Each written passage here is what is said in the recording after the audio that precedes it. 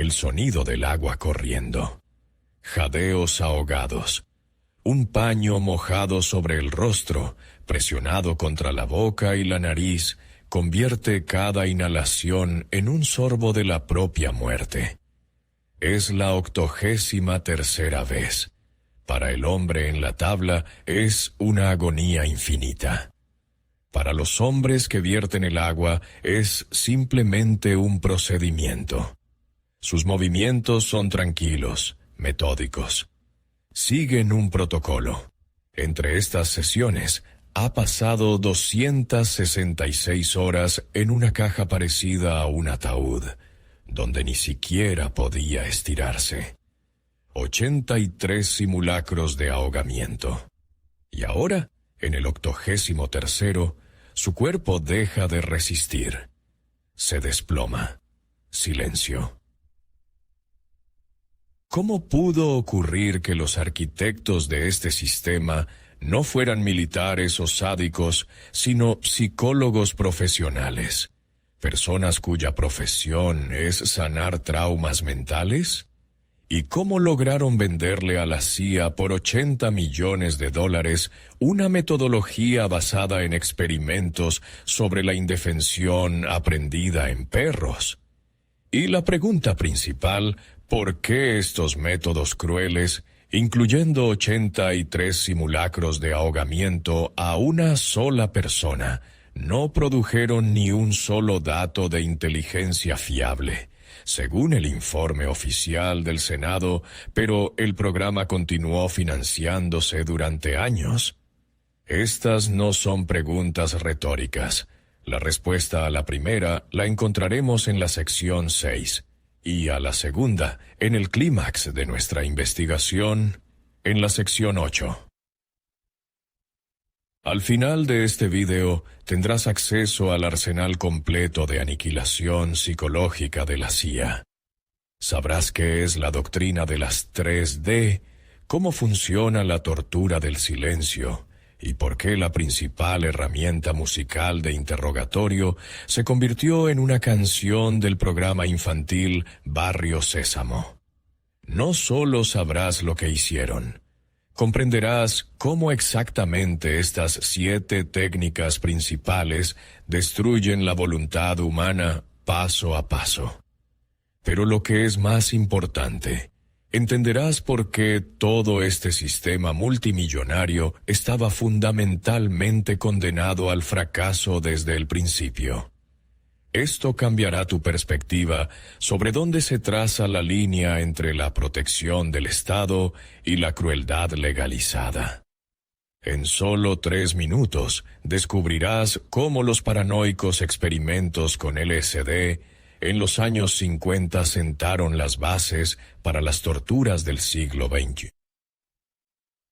En los años 50, la CIA comenzó a administrar en secreto LSD, el alucinógeno más potente, en las bebidas de estadounidenses desprevenidos, desde pacientes de clínicas psiquiátricas hasta clientes de burdeles, que llevó a una agencia de inteligencia a librar una guerra contra la mente en su propio territorio.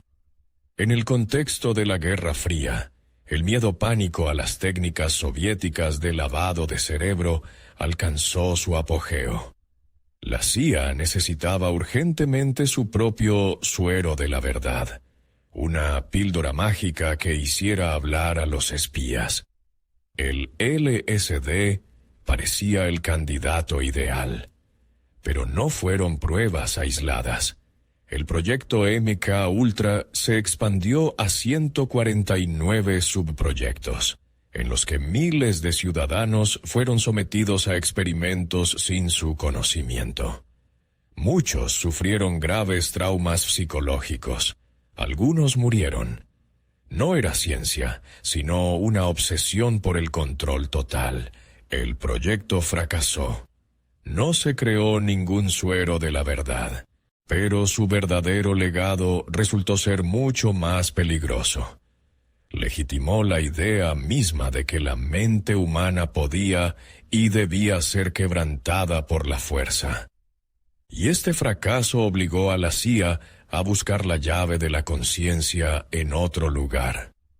Pero, ¿por qué cuanto más agresivamente intentaba la CIA hackear el cerebro con química, más se alejaba de la verdad? Parecería que suprimir la voluntad debería conducir a la sinceridad. Pero todo funcionaba al revés. Sustancias como el LSD o el pentotal sódico no desactivan un centro de la mentira. Provocan el caos en las redes neuronales, destruyendo la memoria, la lógica y la propia capacidad de distinguir la realidad de la ficción. Informes internos de la CIA ya mostraban entonces que, bajo el efecto de estas drogas, las personas inventaban historias fantásticas con más frecuencia de la que decían la verdad. Intentar extraer hechos con narcóticos es como tratar de leer un libro después de haberlo empapado en agua. Las letras se corren, las páginas se pegan. En lugar de texto obtienes una pulpa de papel. Quedó claro. Es imposible obtener información fiable destruyendo el propio soporte de esa información. El hackeo químico era un callejón sin salida. Y este fracaso generó la demanda de un nuevo tipo de hackeo. El psicológico. Como un proyecto fallido de la era hippie y el LSD condujo al programa de torturas del siglo XXI, a primera vista, no hay nada en común entre estos eventos. Tras el cierre oficial de MK Ultra, en los años 70, la idea del control mental no desapareció. Pasó a la sombra, conservándose en manuales secretos de la CIA como un virus latente, esperando las condiciones adecuadas. Esas condiciones llegaron el 11 de septiembre de 2001. El miedo, la ira y la sed de venganza crearon la tormenta perfecta. La demanda política de métodos garantizados para obtener información se volvió absoluta. Apenas 6 días después, el 17 de septiembre, el presidente Bush firmó un memorando secreto que otorgaba a la CIA poderes sin precedentes. Los viejos desarrollos fueron sacados de los archivos. La idea de hackear la mente fue resucitada, pero esta vez, en lugar de química, se necesitaron nuevas herramientas. Entraron en escena personas que ofrecieron a la CIA lo que tanto había buscado: un manual de apariencia científica para la destrucción de la voluntad humana. Si no existe una píldora mágica que obligue a decir la verdad, ¿qué la reemplazó? ¿Qué nuevo santo grial comenzaron a buscar las agencias de inteligencia después del 11 de septiembre? La vieja lógica, heredada de MK Ultra, era ingenua. Buscaba un solo botón, una llave química o hipnótica que activara instantáneamente el modo de veracidad. Después de 2001, el objetivo cambió radicalmente. Se pasó de buscar una llave para la conciencia a crear un manual para su completo desmantelamiento. La tarea ya no era hacer hablar a una persona, sino llevarla a un estado en el que fuera incapaz de resistirse en absoluto. Este nuevo enfoque se formalizó en una doctrina de 3 palabras que sonaba como un término militar: desorientación, dominio, dependencia. Estos 3 pilares se convirtieron en la arquitectura de un nuevo infierno. Nos alejamos del mundo de la química y los psicodélicos para entrar en el mundo de la psicología pura y destilada, convertida en un arma. ¿Por qué el primer paso para quebrar psicológicamente a una persona no es un golpe o una amenaza, sino simplemente quitarle el reloj y la posibilidad de ver el cambio del día y la noche? Nuestro cerebro funciona según ritmos circadianos internos. La privación del sueño y la luz o la oscuridad constantes destruyen este cronómetro, agotando el sistema nervioso y borrando la línea con la realidad. Esta base se intensificaba hasta el absurdo. Aturdimiento con música a las 24 horas del día a un volumen superior a los 79 decibelios. No es solo ruido, sino una violencia sensorial deliberada, a menudo utilizando canciones infantiles de Barrio Sésamo, lo que creaba una disonancia cognitiva. Cuando una persona pierde por completo la conexión con el tiempo, su personalidad se asemeja a un edificio sin cimientos. Está lista para derrumbarse con el siguiente empujón. Y ese empujón convertía al interrogador en la única constante en un mundo de caos. ¿Cómo se puede hacer que un adulto regrese psicológicamente al estado de un niño indefenso sin usar hipnosis? La autonomía humana se basa en el control sobre el propio cuerpo. Al privar al detenido de la posibilidad de ir al baño, recibir comida o agua a voluntad, el interrogador obtiene un poder absoluto, casi parental, sobre él. No es solo incomodidad, es el desnudo forzado, la privación de artículos de higiene, el mantenimiento durante horas en posturas de estrés humillantes. El dolor se convierte en un ritual de sumisión. El proceso es similar a cómo un jardinero cultiva un bonsái. No rompe el tronco, sino que poda constantemente las raíces y ata las ramas. Así, el interrogador restringe las libertades básicas para cultivar un ser indefenso a partir de un adulto. Esto crea las condiciones para el paso final, que utiliza la necesidad humana básica de apego. ¿Por qué en el momento de máxima crueldad, después de horas de tortura, el interrogador podía de repente darle a la víctima una manta caliente o un vaso de agua? Parece ilógico, pero en un mundo donde reinan el caos y el dolor, el interrogador se convierte en el único que puede detener ese dolor. Él es la fuente tanto del sufrimiento como del alivio. Estos actos de bondad no eran espontáneos. Estaban prescritos en las instrucciones desarrolladas por los psicólogos James Mitchell y Bruce Jessen.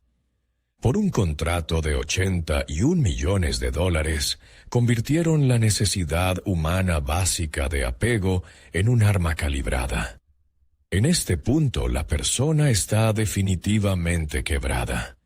Está dispuesta a fabricar información, adivinando lo que el interrogador quiere oír solo para merecer un alivio momentáneo. Pero, ¿y si existe una tortura aún más terrible, donde el verdugo no es necesario en absoluto? Acabamos de analizar un sistema complejo, construido sobre el control total de una persona sobre otra. ¿Qué podría ser más efectivo? La respuesta es paradójica. La ausencia total de control e interacción. La doctrina de las 3D es la cúspide de la tortura a través de la interacción. En su centro siempre está el interrogador. Parecería que eliminarlo significaría debilitar la presión. La realidad resultó ser otra. La herramienta más poderosa de destrucción psicológica es la eliminación completa de cualquier contacto humano. Más de 100 detenidos en las prisiones de la CIA fueron sometidos a diversas formas de aislamiento. El verdugo más temible vive dentro de nosotros mismos. Basta con crear las condiciones para que despierte. Pasamos de un mundo donde todo depende del interrogador a un mundo donde no hay nadie. Solo tú, 4 paredes y tu propia mente que comienza a devorarte. ¿Por qué nuestro cerebro teme más el silencio y la oscuridad absolutos que los gritos y el dolor físico? La ausencia de información parece más segura que su exceso. Pero el cerebro humano no es un receptor pasivo, sino una máquina de procesar estímulos. Su funcionamiento normal depende de un flujo constante de ellos. Cuando este flujo se corta, el cerebro, como un río represado, comienza a destruirse a sí mismo desde dentro. Después de unas pocas horas, genera sus propios estímulos, primero destellos de luz y luego alucinaciones complejas. La persona pierde la capacidad de distinguir el mundo interno del externo. Pero esto es solo una reacción defensiva. El verdadero horror comienza cuando el cerebro pasa de crear imágenes a atacar el propio sentido del yo. ¿Cuánto tiempo puede aguantar una persona en completo aislamiento antes de que su psique comience a desmoronarse irreversiblemente? La respuesta, basada en casos reales, es impactante.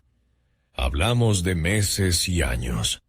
Abu Zubaydah pasó meses en celdas especiales, a veces en completa oscuridad, a veces bajo una luz brillante las 24 horas, perdiendo por completo la noción del tiempo. No era simplemente confinamiento solitario, sino un sistema de ingeniería para crear el vacío perfecto. Habitaciones blancas, insonorizadas, donde todo era del mismo color para privar al cerebro de puntos de referencia. Cajas tan estrechas que no se podía estar de pie. El principal efecto de este aislamiento sistémico es la pérdida total no solo del sentido del tiempo, sino también del sentido del propio yo. Los detenidos lo describían como la sensación de que su personalidad se disolvía literalmente en el vacío circundante. Pero incluso este vacío absoluto, la CIA encontró una manera de intensificarlo. ¿Por qué, después de semanas en silencio, los detenidos eran sometidos no solo a ruido, sino a música ensordecedora del programa infantil Barrio Sésamo? Esta es la base del principio de interrogatorio mejorado. La alternancia de privación sensorial con una sobrecarga repentina y agresiva para evitar que la psique se adapte. Pero el diablo estaba en los detalles. El uso de canciones de Barrio Sésamo o de la música de Red Hot Chili Peppers era deliberado. Símbolos culturales positivos se convertían en instrumentos de tortura, causando en la víctima una profunda disonancia cognitiva y un sentimiento de profanación. La canción Bodies del grupo Drowning Pool se reproducía en bucle durante 10 días seguidos. Esta combinación de silencio y ruido absurdo era la cúspide del ataque no físico, garantizando llevar a una persona al borde de la locura. Hemos visto cómo el vacío y el ruido pueden destruir la mente. Pero, ¿y si se ataca no solo el software, sino también el hardware, el propio cuerpo, pero de una manera que no deje ninguna prueba para futuros juicios? Entendimos que la mente puede ser quebrada manipulando el flujo sensorial. Fue un ataque al software de la persona. Pero la CIA fue más allá, pasando de métodos puramente psicológicos a psicofísicos. Se planteó la tarea de desarrollar 10 técnicas específicas que causaran un dolor físico intenso, pero no dejaran hematomas, cicatrices o fracturas. Era la búsqueda de la tortura perfecta e indemostrable. Este conjunto de métodos recibió el nombre oficial y engañosamente suave de técnicas de interrogatorio mejoradas. Fue precisamente este eufemismo el que permitió a los abogados legalizar lo que el mundo entero llama tortura. Vamos a desvelar este arsenal y examinar sus 3 elementos más crueles. ¿Por qué la privación de sueño durante días, que no deja ni un rasguño en el cuerpo, se considera una tortura más cruel que un puñetazo? Porque no es un ataque al cuerpo. Es una operación quirúrgica en el cerebro sin bisturí. Durante el sueño, nuestro cerebro consolida la memoria y se limpia de desechos metabólicos. La privación del sueño destruye deliberadamente estos procesos, aniquilando la capacidad de pensamiento crítico. Pero la teoría palidece ante la práctica. A los detenidos se les privaba de sueño hasta 180 horas seguidas. Esos son 7 días y medio. A menudo se les obligaba a permanecer de pie o se les encadenaba en posturas incómodas, llevándolos a graves alucinaciones y psicosis aguda. En este estado de completo colapso cognitivo, una persona es incapaz de distinguir la realidad de la ficción y sus propios recuerdos de las sugestiones del interrogador. Pero, ¿y si se quiebra el cuerpo de tal manera que no se dañe el cerebro, sino que solo se cause dolor? ¿Cómo se puede infligir un dolor físico insoportable a una persona durante horas sin dejar en su cuerpo ni un solo hematoma que un médico pueda registrar? La respuesta: posturas de estrés. Su lógica es simple y cruel. Se obliga al cuerpo a mantener una posición antinatural, lo que hace que ciertos grupos musculares experimenten una carga estática colosal, causando un dolor agudo y quemante. No era una sola técnica, sino todo un catálogo. Por ejemplo, la técnica de Walling: golpear repetidamente la espalda contra una pared flexible especialmente diseñada, lo que causa un shock sin contusiones. Era la ciencia de infligir dolor invisible. Su objetivo principal no era obtener información, sino quebrar la voluntad, encarnando el segundo pilar de la doctrina, el dominio. Y ahora la técnica que se convirtió en el símbolo de todo el programa. ¿Por qué el simulacro de ahogamiento, que implica inmovilizar a una persona y verter agua sobre su rostro, se clasifica oficialmente como una tortura psicológica? Porque el agua, al caer sobre el paño que cubre la nariz y la boca, no ahoga a la persona. Bloquea las vías respiratorias, provocando un reflejo nauseoso incontrolable y activando en el cerebro una reacción de pánico idéntica al ahogamiento real. La persona experimenta todo el terror de la muerte mientras permanece a salvo. A Abu Zubaydah le aplicaron esta técnica 83 veces en un solo mes. Esto no es un interrogatorio, es un sometimiento sistemático al terror animal. Esta tortura quiebra la voluntad instantáneamente.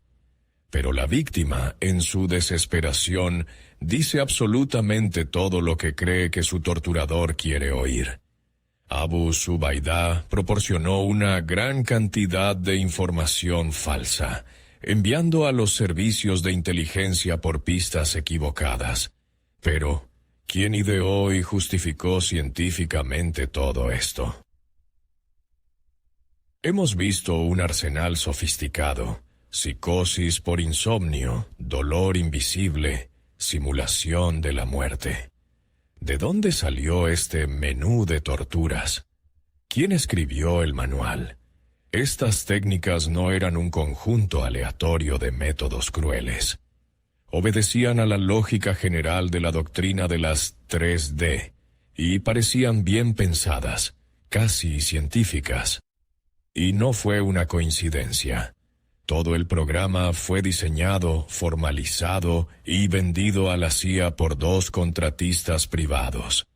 Los ex psicólogos militares James Mitchell y Bruce Jessen crearon una empresa y recibieron más de $80 millones por sus servicios. Basaron su sistema en los experimentos de indefensión aprendida realizados en perros en los años 60. Personas cuya profesión es sanar la mente adaptaron experimentos con animales para quebrar a seres humanos. ¿Qué llevó a dos psicólogos profesionales, James Mitchell y Bruce Jessen, a ir en contra del principio fundamental de la medicina? No hacer daño. No eran fanáticos ideológicos, eran psicólogos militares, expertos en el programa SERE, que enseñaba a los soldados estadounidenses a resistir la tortura. Esto creaba la ilusión de que sabían lo que hacían, pero no solo asesoraban. Fundaron una empresa privada y vendieron sus servicios a la CIA. Su contrato finalmente superó los $81 millones. No era un deber, era un negocio. Y no solo escribían manuales. Dirigieron personalmente los interrogatorios más brutales, incluyendo los 83 simulacros de ahogamiento de Abu Zubaydah solo en agosto de 2002. Pero incluso un negocio tan cínico tenía su propia base científica, y resultó ser aún más perversa. Cómo los experimentos con perros de los años 60 que estudiaban la depresión se convirtieron en el manual de tortura del siglo XXI. En el experimento clásico de Martin Seligman se aplicaban descargas eléctricas a perros sin darles la oportunidad de escapar. Con el tiempo, dejaban incluso de intentar salvarse cuando se abría la jaula. Este estado de apatía total es la indefensión aprendida. Seligman estudió este fenómeno para encontrar una forma de tratarlo.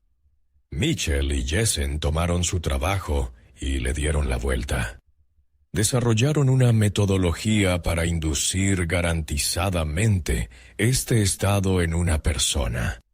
Su objetivo era llevar al detenido al estado del perro de Seligman, un ser quebrado, despojado de voluntad. Esto convertía el interrogatorio en un proceso de apariencia científica para borrar la personalidad. Esta ciencia pervertida era ideal para destruir a una persona.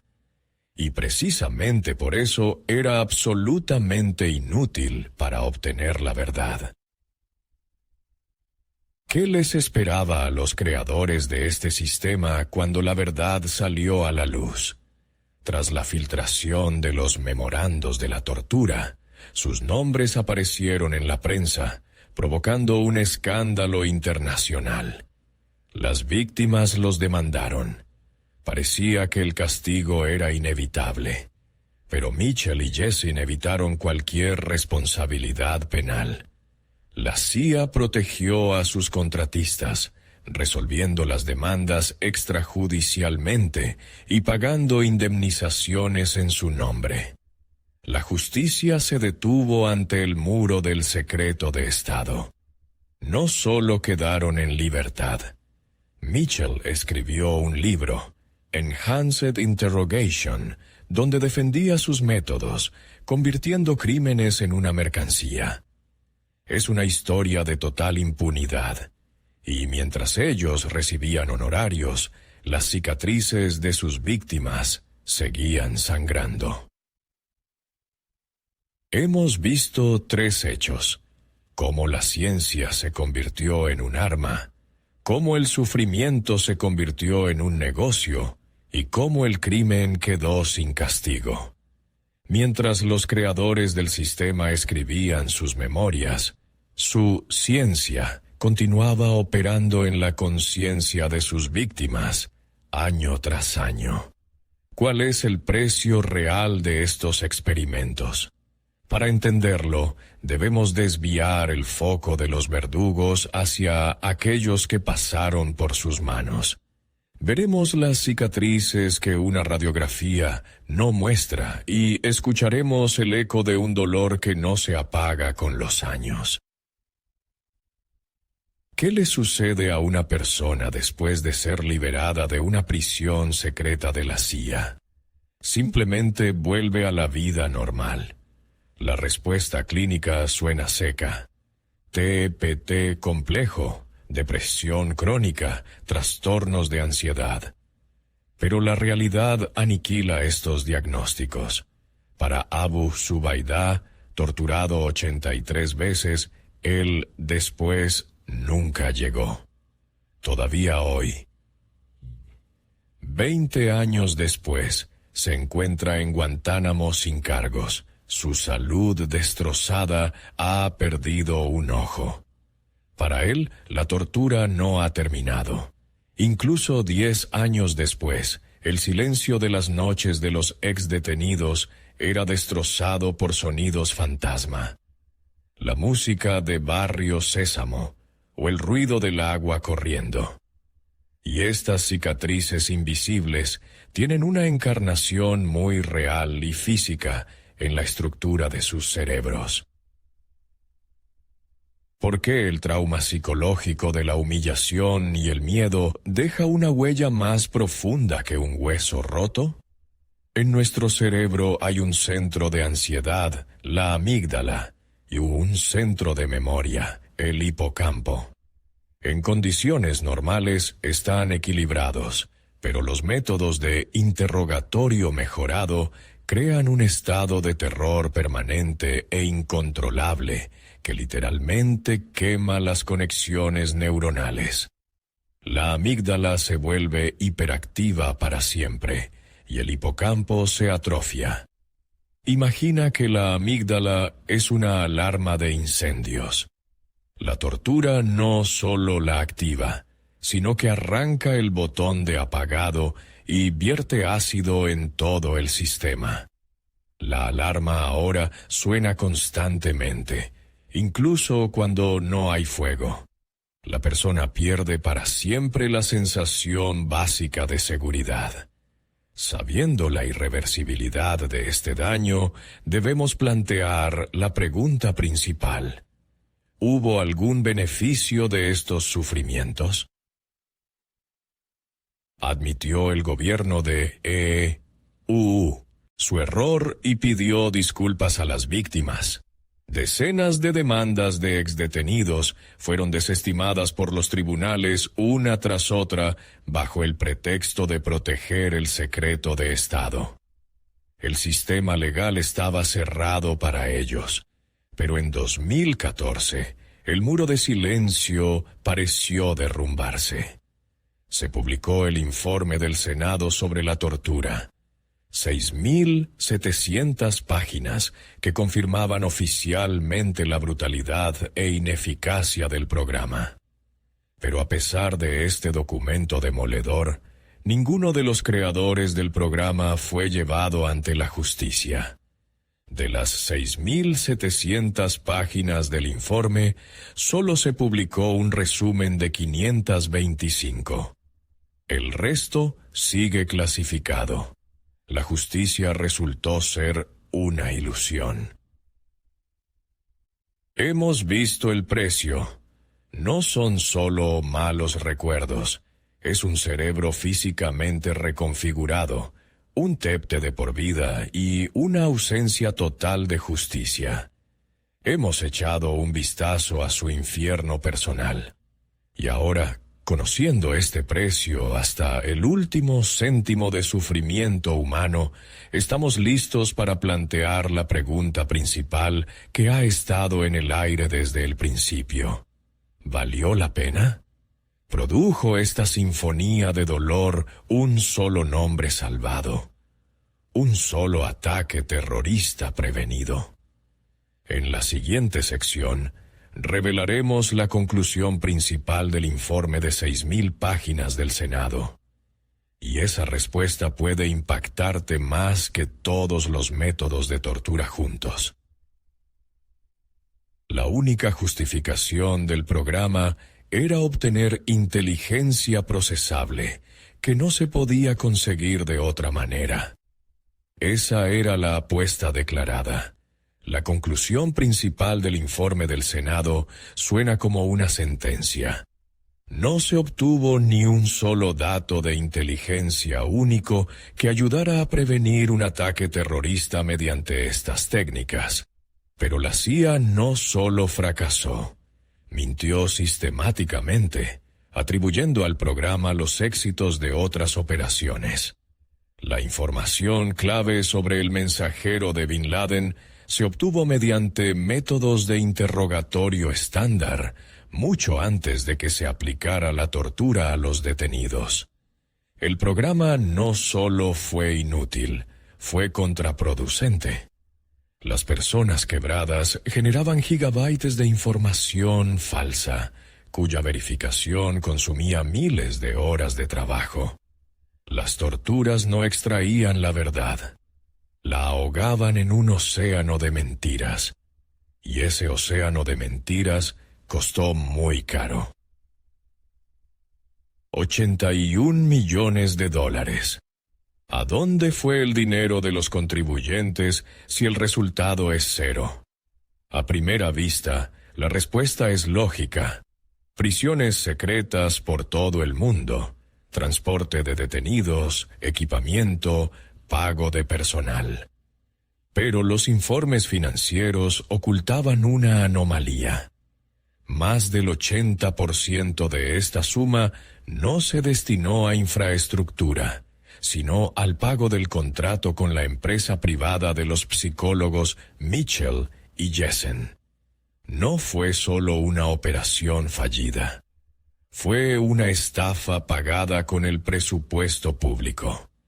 Según el contrato, el Estado asumía todos los gastos legales, protegiendo a los contratistas de cualquier responsabilidad. Recibieron el dinero y una indulgencia total. Si todos veían que no funcionaba y costaba una fortuna, ¿por qué continuó? ¿Cómo pudo un sistema construido sobre el análisis de hechos ignorar durante años el hecho principal? El programa no funciona. ¿Por qué nadie apretó el freno de emergencia? Las dudas surgieron desde dentro. Agentes del FBI e incluso algunos empleados de la CIA se negaron a participar en los interrogatorios, al ver su crueldad e inutilidad. Pero en lugar de escuchar a los críticos, la dirección de la CIA inició una activa campaña para ocultar la verdad. Destruyeron las grabaciones en video de los interrogatorios. Bloquearon el acceso a los documentos a los investigadores del Senado. No fue un error. Fue un crimen que intentaron encubrir. Es la psicología de la escalada de compromiso. Cuando se ha invertido demasiada reputación y capital político en un proyecto, admitir su fracaso se vuelve más aterrador que continuar. El programa se defendió para protegerse a sí mismos de las consecuencias. Una pequeña bola de nieve de mentiras desencadenó una avalancha que sepultó todos los hechos. Así que unamos todas las piezas. Primero, el programa no produjo ninguna información única. Segundo, costó una cantidad absurda de dinero que fue a parar al bolsillo de contratistas privados. Tercero, continuó no por los resultados, sino por el miedo burocrático. Ahora sabemos la respuesta. La CIA invirtió millones en tortura no porque funcionara, sino porque después del 11 de septiembre se creó una demanda de medidas drásticas, y dos psicólogos emprendedores les vendieron un producto de apariencia científica que el sistema tenía demasiado miedo de admitir que era inútil. Esta no es una historia sobre la lucha contra el terrorismo. Es una historia sobre cómo el miedo engendra monstruos y la burocracia no los deja morir. Sabiendo esto, podemos armar todas las piezas del rompecabezas y entender cuál es la principal lección que debemos aprender. La idea de hackear la conciencia, nacida en los laboratorios de la CIA en 1953, no fue un error. Fue un prototipo. Durante décadas, la creencia en la existencia de un botón de la verdad en el cerebro humano vivió en archivos secretos, como un virus latente esperando su momento. Después del 11 de septiembre, este virus encontró el entorno ideal: miedo y una demanda política de garantías absolutas. La vieja y paranoica exigencia de un control garantizado fue resucitada con nueva fuerza, y a esta demanda respondió inmediatamente una oferta. Mitchell y Jessen no inventaron nada nuevo, simplemente tomaron la vieja obsesión y la envolvieron en un empaque moderno. Reemplazaron las herramientas primitivas de los años 50, el LSD y la hipnosis, por la tecnología moderna y de apariencia científica de la indefensión aprendida. El programa de tortura no fue una anomalía. Fue la culminación monstruosa pero lógica de medio siglo de fe de las agencias de inteligencia, en que el alma humana puede ser desmontada en piezas, como un mecanismo. En la propia arquitectura de este infierno estaba incrustado un mecanismo de autodestrucción. Recordemos la doctrina de las 3D: desorientación, dominio, dependencia. El objetivo de cada paso, desde la privación del sueño hasta la música ensordecedora, es el completo desmantelamiento de la personalidad, el borrado de la voluntad de resistir. Pero es aquí donde se esconde la paradoja fundamental que condena a todo el sistema al fracaso desde el principio. Una persona cuya voluntad está quebrada, cuyo yo está disuelto en el caos, pierde la capacidad de distinguir la realidad de la ficción y sus recuerdos auténticos de las sugestiones del interrogador. Está dispuesta a decir absolutamente cualquier cosa, a adivinar cualquier respuesta, para detener el dolor. De este modo, cuanto más exitosa es la tortura en Kay. La destrucción de la persona, más inútil es su resultado para la inteligencia. Intentar obtener la verdad a través del dolor es como intentar calmar la sed bebiendo agua salada.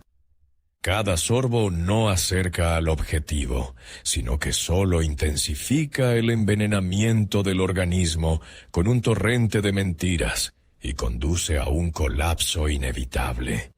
Y ahora pongamos en la balanza las dos cifras principales de esta investigación para ver la verdadera magnitud de la tragedia. En un platillo, el precio: miles de días en completo aislamiento, 83 simulacros de ahogamiento a una sola persona, años de sonidos fantasma de canciones infantiles en el silencio de la noche, TPT de por vida, un cerebro físicamente reconfigurado y destinos destrozados. Es un sufrimiento humano infinito e inconmensurable. En el otro platillo, el resultado: 0 ataques terroristas prevenidos, 0 datos de inteligencia únicos que no se pudieran obtener de otra manera. 81 millones de dólares, la mayor parte.